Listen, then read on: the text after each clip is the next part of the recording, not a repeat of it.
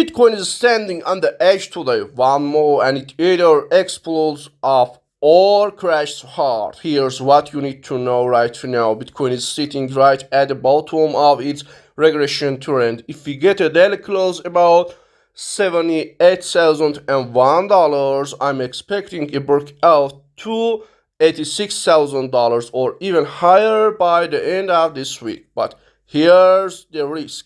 If today's candle closes below $76,000, we might be heading straight to $64,000. No hesitation. My personal bias, I'd say there's a 51% chance we close about $76,000, which keeps the bullish structure alive.